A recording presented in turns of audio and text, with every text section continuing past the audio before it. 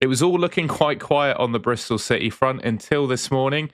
James Ellis has been officially announced as our sporting director. We've mentioned him already a number of times on the channel, but it has been officially reported by the club and mentioned by Charlie Boss, and we'll talk about it all in this video.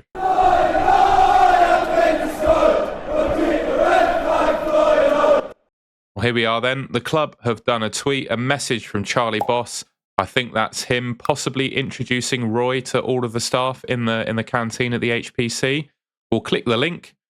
A message from Charlie Boss then dated 18th of May, which is today.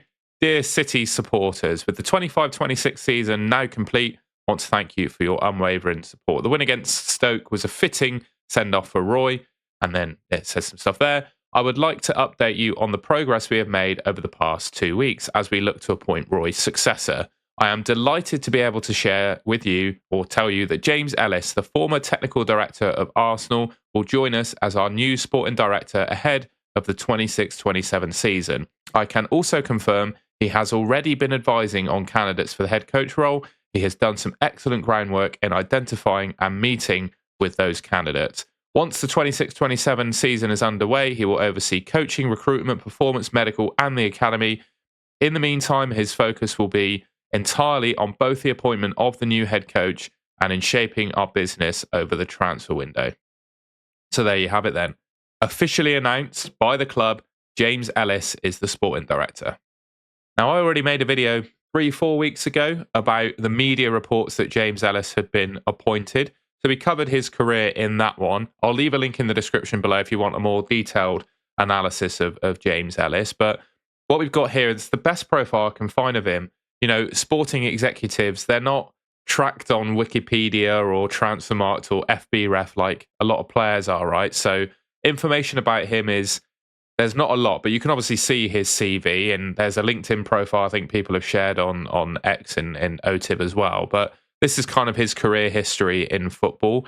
So assistant manager at Kettering, was a scout at Östersund, an opponent analysis at Birmingham, Fulham, he was a scout, moved to Fulham to be a scout. He was a scout at Arsenal for a couple of years, moved to the head of scouting for Arsenal from 2023 to 2025.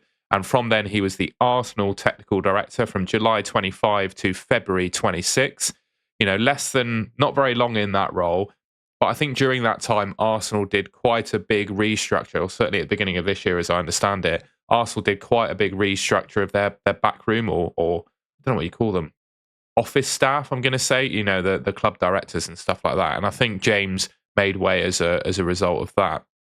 If you look at his career, I'd say at Arsenal on the whole, I think it's pretty decent. You know, CV looks pretty good. I think he's probably experienced the key things that we want to see at the club. You know, a technical director role, some scouting, some recruitment, bit of opponent analysis. You know, he's got a fairly well-rounded knowledge of the game, I would say.